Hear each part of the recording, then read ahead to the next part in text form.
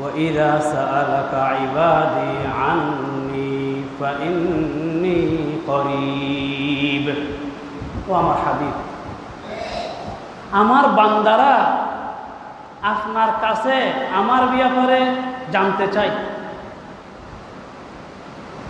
আমার ব্যাপারে আমার বান্দারা আপনাকে জিজ্ঞেস করে। আপনি আমার বান্দাদেরকে জানিয়ে দিন, ইন্নী করিব, আমি আমার বান্দাদের খুবই নিকটে, আমি আমার বান্দাদের খুব কাছে আছি। উজিবু দাওয়াতাদ দাঈ ইযা দাআন, আমি আমার বান্দাদের এত নিকটে আমার বান্দারা যখন আমাকে ডাকে আমি তাদের ডাক শুনতে পাই। সুবহান, আমি তাদের ডাকে সাড়া দিই। তাহলে আমরা যখন আল্লাহকে ডাকি আল্লাহ তাআলা আমাদের ডাক শুনেন। আমরা যখন আল্লাহকে ডাকি আল্লাহ তাআলা আমাদের ডাকে সাড়া দেন। শুধু আল্লাহ শুনেন, আল্লাহ আমাদের ডাকে সাড়া দেন তা নয়, বরং আল্লাহকে ডাকা, আল্লাহকে আহ্বান করা, আল্লাহর কাছে দোয়া করা, এটি আল্লাহর কাছে খুব পছন্দ। আল্লাহ খুব পছন্দ করেন। রাসূল আকরাম সাল্লাল্লাহু আলাইহি ওয়াসাল্লাম ইরশাদ করেন, লাইসা শাইউন আকরামা আলাল্লাহি তাআলা মিনাদ দুআ। নবীজি বলেন, আল্লাহর কাছে সবচাইতে সম্মানিত, আকরাম সম্মানিত, সবচাইতে বেশি সম্মানিত বস্তু, সবচেয়ে বেশি মর্যাদার বস্তু হলো দোয়া। সুবহানাল্লাহ, আল্লাহর কাছে সবচাইতে সম্মানিত বস্তুর নাম হলো কি? দোয়া। রাসূলুল্লাহ সাল্লাল্লাহু আলাইহি ওয়াসাল্লাম বলেন, শুধু তা নয়, আদ-দুআউ হুয়াল ইবাদা। নবীজি বলেন, দোয়াই ইবাদত, দোয়াই ইবাদত। আর হাদিসের মধ্যে নবীজি বলেন, আদ-দুআউ মুখুল ইবাদা। দোয়া শুধু ইবাদত না, বরং মুখুল মানে হলো মগজ। দোয়া ইবাদতের মগজ, দোয়া ইবাদতের মগজ। নবীজি বলেন, দোয়া ইবাদত। নবীজি দোয়া যে ইবাদত, দোয়া যে ইবাদত, এই কথা বোঝানোর জন্যে কোরআন মাজিদের একটি আয়াত পেশ করেছেন। যে আয়াতের মধ্যে আল্লাহ তাআলা বলেন, ইন্নাল উদউনি আস্তাজিব লাকুম, ও আমার বান্দারা, তোমরা আমাকে ডাকো, তোমরা আমাকে ডাকো, তো কি হবে? আস্তাজিব লাকুম, তোমরা যখন আমাকে ডাকবে আমি তোমাদের ডাকে সাড়া দেব, আমি তোমাদের ডাকে সাড়া দেব। এরপর আল্লাহ বলতেছেন, ইন্নাল্লাযীনা ইস্তাকবিরুনা আন ইবাদাতি সায়াদখুলুনা জাহান্নামা দাখিরিন। ইন্নাল্লাযীনা ইস্তাকবিরুন আন ইবাদাতি, আল্লাহ বলেন, যারা অহংকারবশত আমার ইবাদত থেকে বিরত থাকবে। এখানে ইবাদত মানে হলো দোয়া, কারণ এর আগে কি বলছে? দোয়ার কথা বলছে। এখানে ইবাদত মানে হলো দোয়া। যারা অহংকারবশত আমার কাছে দোয়া করা থেকে বিরত থাকবে, অহংকার করে আমার কাছে যারা দোয়া করবে না, সায়াদখুলুনা জাহান্নামা দাখিরিন, তারা অতি সত্বর লাঞ্ছিত হয়ে, অপমানিত হয়ে জাহান্নামে প্রবেশ করবে। নাউযুবিল্লাহ। তাহলে হাদিস শরীফের মধ্যে দোয়াকে বলা হয়েছে ইবাদত, কোরআন মাজিদের মধ্যে দোয়াকে বলা হয়েছে ইবাদত। সুতরাং আপনি যদি 10 মিনিট ধরে নামাজ পড়তে থাকেন, 10 মিনিট আপনি নামাজ পড়তে আসেন, তাহলে কি হবে? আপনি 10 মিনিট পর্যন্ত ইবাদতে মশগুল থাকার কি পাবেন? সওয়াব পাবেন। কারণ নামাজ একটি ইবাদত। আপনি যদি 10 মিনিট ধরে তিলাওয়াত করতে থাকেন, কোরআন তিলাওয়াত করতে থাকেন, তাহলে 10 মিনিট পর্যন্ত আপনি ইবাদতে মশগুল থাকার কি পাবেন? সওয়াব পাবেন। কারণ কোরআন তিলাওয়াত একটি ইবাদত। আপনি যদি 10 মিনিট জিকির করতে থাকেন 10 মিনিট, তাহলে আপনি কি পাবেন? 10 মিনিট ধরে ইবাদতে মশগুল থাকার সওয়াব পাবেন। কারণ জিকির একটি ইবাদত। ঠিক তেমনিভাবে আপনি যদি 10 মিনিট শুধু দোয়াই করতে থাকেন, আপনি শুধু দোয়া করতেছেন 10 মিনিট ধরে, তাহলে এই 10 মিনিট ধরে আপনি যতক্ষণ দোয়া করতে থাকবেন ততক্ষণ আপনি ইবাদতে মশগুল থাকার সওয়াব পাবেন। সুবহানাল্লাহ। কারণ দোয়া একটি ইবাদত। তো হুজুর, যতক্ষণ পর্যন্ত দোয়া করতেছি, দোয়া ইবাদত হিসেবে ইবাদতের সওয়াব পাবো, তো আমি তো দোয়ার মধ্যে কিছু চাচ্ছি আল্লাহর কাছে। দোয়া মানে আমরা কিছু চাচ্ছি আল্লাহর কাছে, কিছু প্রার্থনা করতেছি, গুনাহ মাফ চাচ্ছি, শান্তি চাচ্ছি, অশান্তি থেকে পানা চাচ্ছি, টাকা পয়সা চাচ্ছি, হ্যাঁ, রূপ থেকে পানা চাচ্ছি, আল্লাহর কাছে কিছু চাচ্ছি। এগুলো কি হবে? আপনি তো 10 মিনিট পর্যন্ত শুধু দোয়ার মধ্যে মশগুল থাকার কারণে ইবাদতের সওয়াব তো পাবেন। সাথে সাথে যে আপনি দোয়ার মধ্যে যা কিছু চাচ্ছেন তার তার তার জন্য আপনি কি পাবেন? নবীজি বলতেছেন হাদিসের মধ্যে, মা মিন মুসলিমিন ইয়াদউ বিদাওয়াতিন লাইসা ফিহা ইসমুন ওয়ালা কতিআতু রাহিমিন। নবীজি বলেন, যে কোনো মুসলমান ইয়াদউ বিদাওয়াতিন, আল্লাহ তাআলার কাছে কোনো দোয়া করবে, লাইসা ফিহা ইসমুন, যে দোয়ার মধ্যে কোনো গুনাহের কথা নেই,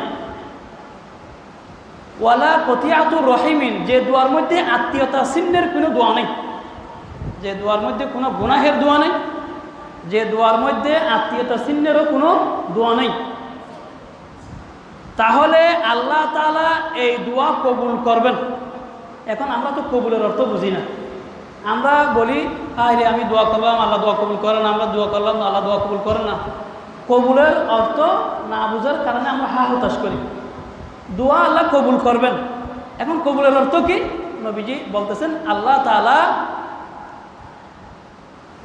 এই দোয়া কবুল করে, আতাহুল্লাহু বিহা ইহদা সালাস, আল্লাহ তাআলা এই দোয়ার বদৌলতে তাকে 3টি বিষয় থেকে কোনো একটি দান করবেন। দোয়া কবুল করবেন, দোয়া কবুল করে তাকে আল্লাহ তাআলা 3 জিনিস থেকে কোনো একটি দিবেন। 3 জিনিস থেকে কোনো একটি দিবেন। কি? ইম্মা আন ইউআজ্জিলাল্লাহু লাহু দাওয়াতাহু, 1 নাম্বার, আল্লাহ তাআলা তার দোয়া কবুল করে, হয়তো সে যে বিষয়ে দোয়া করেছেন সরাসরি ওই জিনিসটি তাকে দিয়ে দিবেন। আল্লাহ তাআলা যা চেয়েছেন তা দিয়ে দিবেন। 1। 2 নাম্বার, ওয়া ইম্মা আন ইয়াদখিরাহা লাহু ফিল আখিরাহ, 2 নাম্বার, আল্লাহ দোয়া কবুল করবেন ঠিকই, সে যে জিনিসটি চেয়েছেন ওটা দিবেন না, তার দুয়ার সমপরিমাণ আল্লাহ তাআলা বিনিময় আখিরাতে তার অ্যাকাউন্টে জমা করে দিবেন।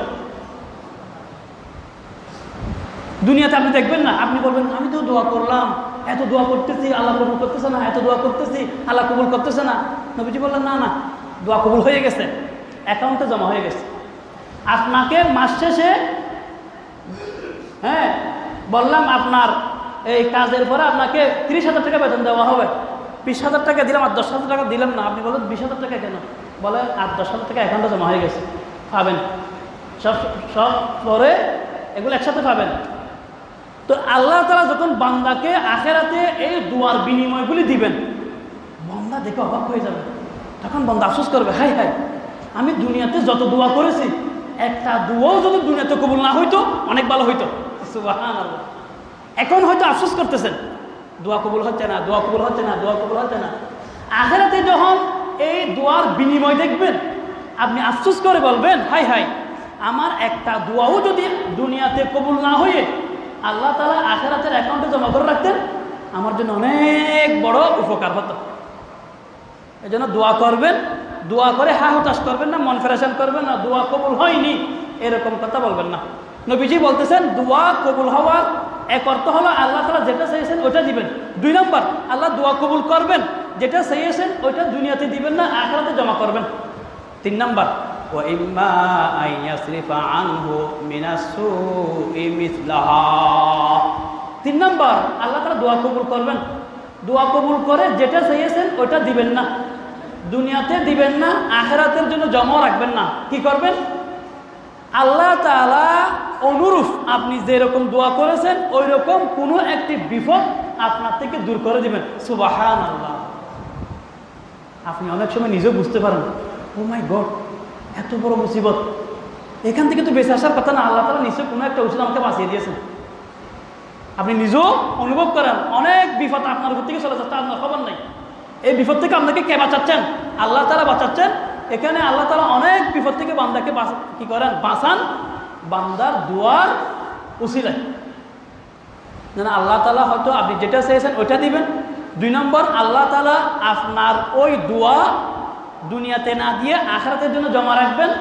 3 নম্বর আল্লাহ তাআলা আপনার দুয়ার উসিলায় আপনাকে ওই রকম কোনো বিপদ আপদ থেকে আল্লাহ তাআলা রক্ষা করবেন। সুবহানাল্লাহ। তাহলে দোয়া করলে কোনো লস আছে?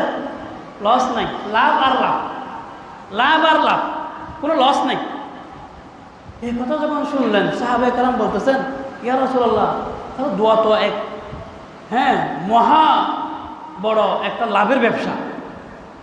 একটা এটা ইবাদত, শুধু ইবাদত হিসেবে সওয়াব আছে, আবার এখানে কোনো লস নাই, কোনো না কোনো কিছু পাবে বান্দা। আল্লাহর কাছে দোয়া করলে কিছু না কিছু পাবে। তখন সাহাবায়ে কেরাম আরজ করলেন, ইয়া রাসূলুল্লাহ, ইযান নুকসিরু, তাহলে তো আমরা বেশি বেশি দোয়া করব, আমরা বেশি বেশি দোয়া করব। নবীজি বললেন, আল্লাহু আকবার। ও আমার সাহাবীরা, তোমরা বেশি বেশি দোয়া করলে আল্লাহ তাআলা দিতে দিতে দিতে দিতে আল্লাহ তাআলার ভান্ডার ফুরিয়ে যাবে। বিষয়টি এরকম না, তোমরা যত বেশি চাও না কেন আল্লাহ তাআলা তোমরা যত বেশি চাইবে তত বেশি দিবে। আর তোমাদেরকে বেশি থেকে বেশি দেওয়ার কারণে আল্লাহর ভান্ডার ফুরিয়ে যাবে এমন না। তোমরা যতই চাইবে আল্লাহ তত দিতে থাকবে, তোমরা যতই চাইবে আল্লাহ তত দিতে থাকবে, আল্লাহর ভান্ডারে কোনো অভাব হবে না। সুবহানাল্লাহ। তোমরা যত বেশি চাইবে আল্লাহ তাআলার ভান্ডার তার চাইতে আরো হাজার লক্ষ কোটি গুণ বেশি। সুবহানাল্লাহ। সুতরাং দোয়ার মধ্যে কোনো লস নাই। আপনি দোয়া করবেন, আল্লাহ আপনার হাত যদি বিশেষ কোনো কারণ না থাকে আল্লাহ আপনার হাত কখনো খালি ফেরত দিবেন না। যখন আল্লাহর কাছে হাত পাতবেন কিছু না কিছু পাবেন। কারণ বান্দা যখন আল্লাহর কাছে হাত টানে, আল্লাহ তো রাজা দিদার মহান বাদশাহ, এই বাদশার দরবার থেকে কেউ খালি হাতে ফেরে না। তো আল্লাহ তাআলার দুয়ারে হাত টেনে বান্দা কখনো খালি হাতে ফিরবেন। রাসূলুল্লাহ সাল্লাল্লাহু আলাইহি ওয়াসাল্লাম বলেন, ইন্নাল্লাহা হাইয়ুন কারীম। আল্লাহ তাআলা অত্যন্ত লাজুক, আল্লাহ অত্যন্ত দয়ালু। ইয়াস্তাহি ইযা রাফা আর-রাজুলু ইলাইহি ইয়াদাইহি আন ইয়ারুদ্দাহুমা সিফরান খাইবিন। আল্লাহ তাআলা অত্যন্ত লাজুক, আল্লাহ অত্যন্ত দয়ালু। তো কোনো বান্দা যখন আল্লাহর কাছে রফা ইলাইহি ইয়াদাই, রফা মানে উঠাই, ইলাইহি আল্লাহর দিকে, ইয়াদাইহি দুটি হাত, আল্লাহর দিকে বান্দা যখন দুটি হাত টেনে দেয়, দুটি হাত প্রসারিত করে, আল্লাহ এই দুইটি হাত ব্যর্থ এবং খালি ফেরত দিতে আল্লাহ লজ্জা করে। সুবহানাল্লাহ। কেমন কথা! আল্লাহর বলে বান্দার হাত খালি ফেরত দিতে কি করে? লজ্জা করে, আল্লাহ লজ্জা লাগে। করম বি ও লুতফে খুদা বন্দগার, গুনা বন্দ করদম ও শর্মসার। করম বি ও লুতফে খুদা বন্দগার, গুনা বন্দ করদম ও শর্মসার। আমরা গুনাহ করে আল্লাহর কাছে হাত টানি আর আল্লাহর বলে শরম লাগে। আরে শরম তো আমার পাওয়ার দরকার।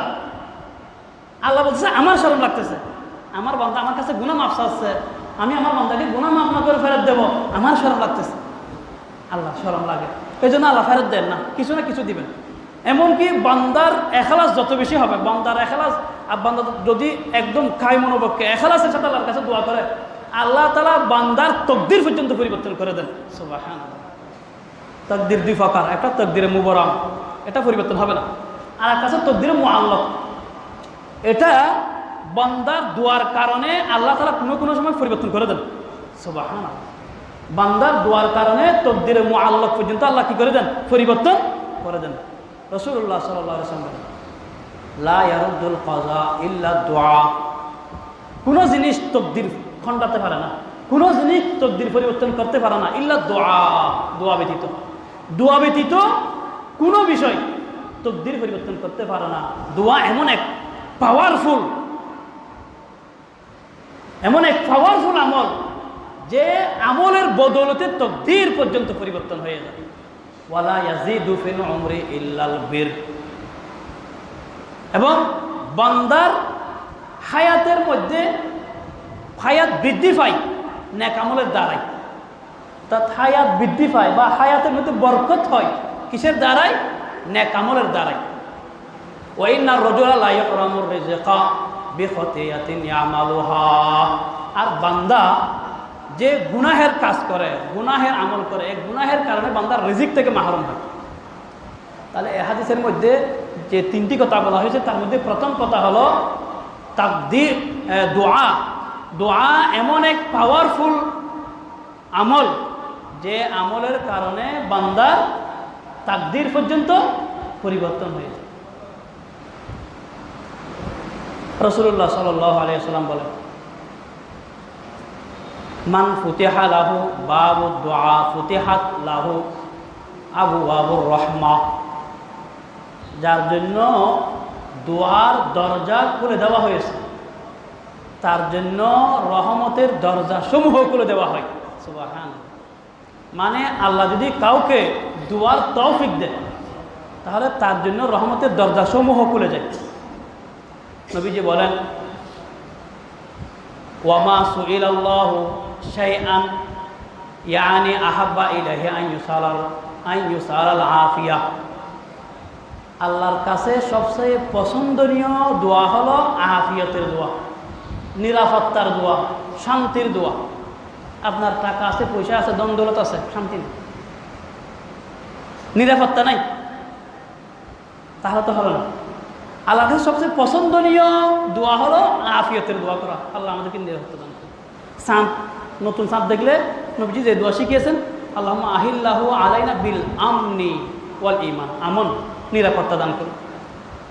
আল্লাহুম্মা ইন্নী আসআলুকাল আফওয়া ওয়াল আফিয়া।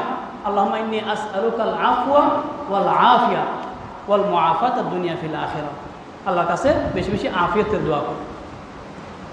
নবীজি বলেন, ইন্না দুআ ইয়ানফাউ মিম্মা নাযালা ওয়া মিম্মা লাম ইয়ানজিল। নবীজি বলেন, দোয়া এমন এক আমল যে সমস্ত বিপদ আপদ নাজিল হয়েছে, যে সমস্ত বিপদ আপদ নাজিল হয়নি, যে সমস্ত বিপদ আপদ এসেছে, যে সমস্ত বিপদ আসেনি, সব কিছুর ক্ষেত্রে এই দোয়া উপকারী। সুবহানাল্লাহ। আল্লাহর কাছে যখন আপনি দোয়া করবেন, আল্লাহ দোয়ার উসিলায় আপনার বিপদ দূর করে দিবেন। দোয়ার উসিলায় আল্লাহ অথবা বিপদকে হালকা করে দিবেন, অথবা দোয়ার উসিলায় আল্লাহ তাআলা আপনাকে ওই বিপদ বরদাস্ত করার তৌফিক দিবেন। ফিলিস্তিনে যা চলতেছে তার যদি 100 টাকা আমাদের উপর আসতো, আমরা হার্ট ফিল করে মারা যেতাম। অথচ তারা এত কষ্টের ভিতরে কি বলে, আমরা কখনো 7 অক্টোবরের জন্য আমরা দুঃখ প্রকাশ করব না। আমরা যদি সবাইও মারা যাই তারপর আমরা দুঃখ প্রকাশ করব না 7 অক্টোবরের জন্য। তাদের ঈমান কত মজবুত, তাদের মধ্যে আল্লাহ তাআলা কেমন ধৈর্য, কেমন সবর দান করেছে। তো বলতেছেন, দোয়ার উসিলায় আল্লাহ তাআলা আপনার বিপদ দূর করে দিবেন, অথবা আল্লাহ তাআলা বিপদটাকে হালকা করে দিবেন। বিপদটা আসার কথা ছিল ভারী, হয়ে গেছে হালকা। অথবা আল্লাহ তাআলা আপনাকে ওই বিপদে সবর করার, ধৈর্য ধারণ করার তৌফিক দান করবেন। সুবহানাল্লাহ। দোয়ার এত গুরুত্ব, দোয়ার এত ফজিলত, এত ফজিলত, এত ফজিলত হওয়া সত্ত্বেও যে ব্যক্তি দোয়ার প্রতি অবহেলা করে, যে ব্যক্তি দোয়াকে গুরুত্ব দেয় না, যে ব্যক্তি দোয়ার প্রতি মনোযোগী হয় না, সে কি ভাগ্যবান ব্যক্তি না হতভাগা ব্যক্তি? এত ফজিলত থাকা সত্ত্বেও যার দোয়া করার তৌফিক হয় না, সে কি ভাগ্যবান না হতভাগা? হতভাগা। রাসূলুল্লাহ সাল্লাল্লাহু আলাইহি সাল্লাম বলেন, আজাজুন নাস মান আজিজা আনি দুআ ওয়া আবখালুন নাস মান বাখিলা বিস সালাম। আজাজুন নাস, সবচেয়ে অক্ষম, সবচেয়ে দুর্বল, সবচেয়ে হতভাগা ওই ব্যক্তি, মান আজিজা আনি দোয়া, যে দোয়া থেকে, যে দোয়া করতে অক্ষম, যে ব্যক্তি দোয়া করে না, যে দোয়াকে গুরুত্ব দেয় না, যে দোয়ার প্রতি মনোযোগী হয় না, সে হলো সবচেয়ে হতভাগা, সে সবচেয়ে দুর্বল। ও আবু হলন নাস মান বাখিলা বিস সালাম, আর সবচেয়ে কৃপণ ওই ব্যক্তি যে সালাম দিতে কৃপণতা করে, যে সালাম পর্যন্ত মানুষকে দিতে চায় না। টাকা পয়সা দিব দূরের কথা, নাস্তা খাওয়াবে দূরের কথা, খানা পিনা খাওয়াবে দূরের কথা, কোনো কিছু হাদিয়া দিবে দূরের কথা, একটা সালাম পর্যন্ত দিতে চায় না। তার মতো কৃপণ নবীজি বলে আর নেই। বলে আবু হলন নাস মান বাখিলা বিস সালাম, যে সালাম দিতে কৃপণতা করে সে সবচেয়ে বড় কৃপণ। আর যে দোয়া করতে অলসতা করে, অবহেলা করে, দোয়াকে গুরুত্ব দেয় না, সে হলো সবচেয়ে বড় হতভাগা। তো যে ব্যক্তি এত গুরুত্ব সত্ত্বেও, এত দামি আমল হওয়া সত্ত্বেও যে ব্যক্তি দোয়া করে না, আল্লাহর কাছে চায় না, আল্লাহর কাছে প্রার্থনা করে না, তার উপর কি আল্লাহ রাজি হবেন না বেজার হবেন? যে আল্লাহর কাছে দোয়া করে না, তার উপর আল্লাহ সন্তুষ্ট হবেন না অসন্তুষ্ট হবেন? আল্লাহ অসন্তুষ্ট হবেন। নবীজি বলতেছেন, মাল্লাম ইয়াসআলিল্লাহ ইয়াগদাব আলাইহি, যে আল্লাহর কাছে দোয়া করে না, আল্লাহ তার উপর কি হয়? আল্লাহ বেজার। যে দোয়া করে না, আল্লাহ তার উপর অসন্তুষ্ট। তু দাতা है के देने के लिए दर तेरी रहमत के हर दम है कुले हर घड़ी दे ने को तू तैयार है हर घड़ी दे ने को तू तैयार है जो न मांगे उससे तू बेजार है। दुनियार मानुष চাইলে বেজার না, না চাইলে বেজার? কি বলেন? দুনিয়ার মানুষ চাইলে বেজার না, না চাইলে বেজার? চাইলে বেজার। আর আল্লাহ এমন এক জাত যিনি না চাইলে বেজার। বান্দা যে আল্লাহর কাছে না চায়, আল্লাহর কাছে প্রার্থনা না করে, আল্লাহ বেজার হয়ে যায়। এজন্য আমাদেরকে চাইতে হবে। কার কাছে? আল্লাহর কাছে। আল্লাহ ছাড়া আর কারো কাছে চাওয়া যাবে? চাওয়া যাবে? যাবে না। একমাত্র আল্লাহর কাছে চাইতে হবে। আল্লাহ ছাড়া আর কারো কাছে চাওয়া যাবে না। কারণ চাওয়া এটি ইবাদত। বলছি না, শুরু করছি কি দিয়ে? দোয়া। এটি ইবাদত। তো ইবাদত হয় একমাত্র কার জন্য? আল্লাহর জন্য। ইবাদত আর কারো হতে পারে না। ইবাদতে অন্য কেউ শরীক হতে পারে না। আল্লাহ তাআলা বলেন, ইন্নাল্লাযীনা তাদউনা মিন দুনিল্লাহ লা ইয়াখলুকু যুবাবান ওয়ালা বিজতামাউ লাহ।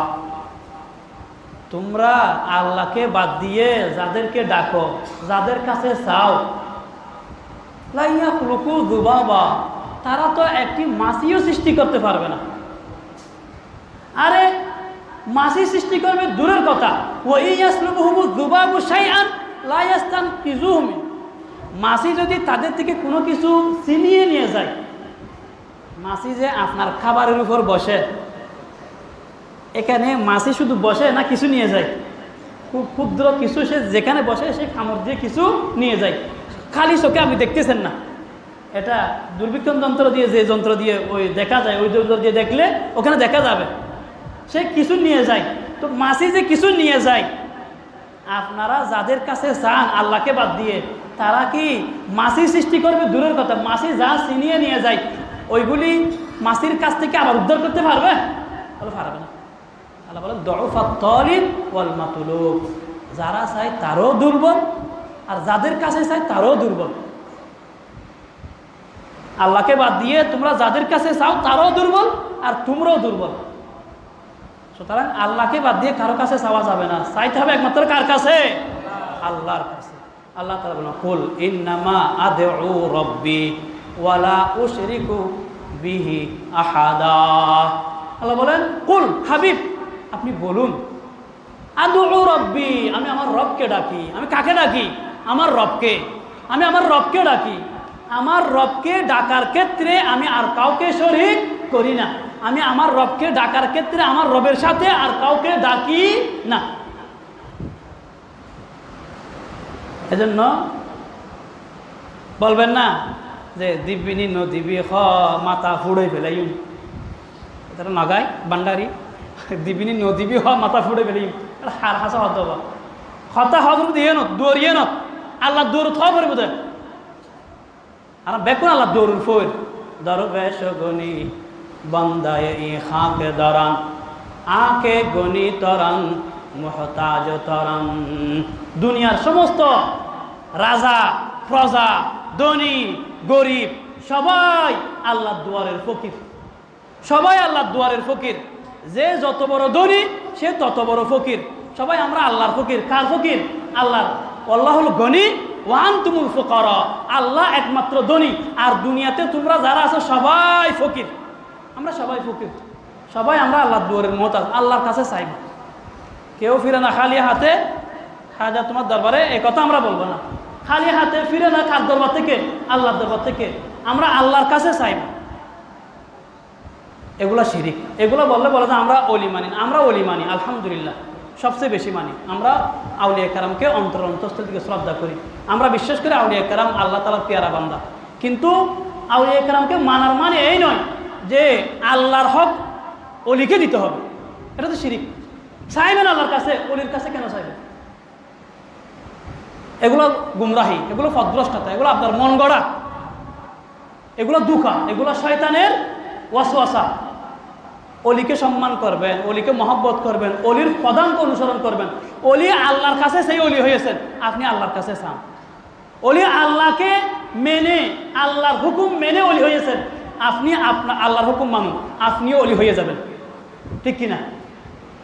আমরা আল্লাহর কাছে চাইব, আল্লাহর কাছে চাইতে হবে। হযরত আব্দুল্লাহ বিন আব্বাস রাদিয়াল্লাহু তাআলা আনহু বলতেছেন, আমি নবীজির পিছনে পিছনে চলতেছি। নবীজি আমাকে বলতেছেন, ইয়া গোলাম, ও বৎস, ওয়ালিমুকা কালিমাত, আমি তোমাকে কিছু কথা শিক্ষা দিচ্ছি, তুমি কথাগুলো শিখে নাও। কি কথা? ইহফাজিল্লাহ ইয়াহফাজকা, তুমি আল্লাহকে হেফাজত করো, আল্লাহ তোমাকে হেফাজত করবে। আল্লাহকে হেফাজত করা মানে, আল্লাহকে হেফাজত করা মানে আল্লাহর বিধিবিধানকে হেফাজত করো, আল্লাহর হুকুম হাকাম হেফাজত করো, আল্লাহ তোমাকে হেফাজত করো। ইহফাজিল্লাহ তাজিদুহু তুজাহাকা, তুমি আল্লাহকে হেফাজত করো, তুমি সদা সর্বদা আল্লাহকে তোমার সামনে পাবে। আল্লাহকে হেফাজত করো মানে আল্লাহর হুকুম হাকাম মেনে চলো, আল্লাহকে তুমি সদা সর্বদা তোমার সামনে পাবে।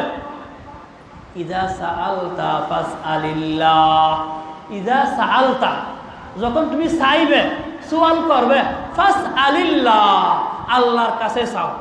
কার কাছে চাও? আল্লাহর কাছে চাও। নবীজি কার কাছে চাইতে বলছেন? আল্লাহর কাছে। আল্লাহর কাছে চাও। ওই যে ইস্তাআনতা, যখন তুমি সাহায্য চাইবে, ফাস্তাইন বিল্লাহ, তুমি আল্লাহর কাছে সাহায্য চাও। আমরা সূরা ফাতিহাতে বারবার বলি না, ইয়াকা না'বুদু, আল্লাহ আমরা আপনারই ইবাদত করি, আপনার ইবাদত করি না। আপনার ইবাদত করি মানে আপনার ইবাদত করি, অন্য কারো ইবাদত করি, এরকম না। আপনারই মানে একমাত্র আপনার ইবাদত করি। ও ইয়াকা নাস্তাইন, এবং আপনার কাছেই সাহায্য চাই। অন্যের কাছেও চাই, আপনার কাছেও চাই, ওরকম না। দেবদেবীর কাছে চাই, মাজারে চাই, অমুকের কাছে চাই, বট গাছের কাছে চাই, হ্যাঁ ল্যাংটা বাবার কাছে চাই না, বরং আপনার কাছেই, একমাত্র আপনার কাছেই আমরা সাহায্য প্রার্থনা করি, একমাত্র আপনার কাছে আমরা সাহায্য প্রার্থনা। নবীজি বলতেছেন, ওই যে ইস্তাআনতা ফাস্তাইন বিল্লাহ, যখন তুমি সাহায্য চাইবে একমাত্র আল্লাহর কাছে চাও।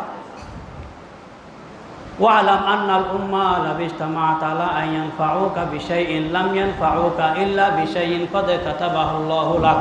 নবীজি বলেন, জেনে রাখো, যদি সারা দুনিয়ার সমস্ত মানুষ মিলে তোমার কোনো লাভ করতে চায়, আল্লাহ তোমার ভাগ্যে, তোমার তকদিরে যা লিখে রেখেছেন তার চেয়ে বেশি কেউ কিছু করতে পারবে না। ওয়ালাদিস্তা মাউ আলা আই ইয়াদুররুকা বিশাইইন লাম ইয়াদুররুকা ইল্লা বিশাইইন কদ কাতাবাহুল্লাহু আলাইক। যদি দুনিয়ার সমস্ত মানুষ মিলে তোমার ক্ষতি করতে চায়, আল্লাহ তোমার ভাগ্যে যা লিখে রেখেছেন তার চেয়ে বেশি ক্ষতি কেউ করতে পারবে না। তাহলে এই হাদিসের মধ্যে নবীজির শিক্ষা হলো কার কাছে চাওয়া? আল্লাহর কাছে চাওয়া, আল্লাহর কাছে চাওয়া। আমরা দোয়া করব, চাইব, কার কাছে চাইব?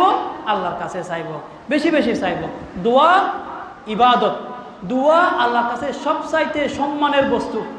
দোয়া করলে আল্লাহ বান্দাকে কখনো খালি হাতে ফেরত দেন না। দোয়া করলে আল্লাহ খুশি হন, দোয়া না করলে আল্লাহ বেজার হয়ে যায়। এজন্য আমরা যে কোনো সময়, যে কোনো জরুরত সবসময় আল্লাহর কাছে বলবো, আল্লাহর কাছে চাইব। এবং দোয়া করে আমরা হতাশ করবো না যে আমার দোয়া কবুল হয়নি, আমার দোয়া কবুল হয়নি। কারণ দোয়া কবুল হওয়ার অর্থ শুধু আমি যেটা চাই এটি ওইটা না। দোয়া কবুল হওয়ার তিনটা অর্থ আছে। হয়তো আমি যেটা চাইছি ওটা দিবেন, অথবা আল্লাহ তাআলা আখিরাতে জমা করে রাখবেন, অথবা আল্লাহ তাআলা আমার থেকে কোনো বিপদকে দূর করে দিবেন। আল্লাহ তাআলা আমাদেরকে বোঝার আমল করার তৌফিক দান করুন। ওয়া আখিরু দাওয়ানা আলহামদুলিল্লাহি রাব্বিল আলামিন। যারা সুন্নাত ফেরি না সুন্নাত ফেরেন।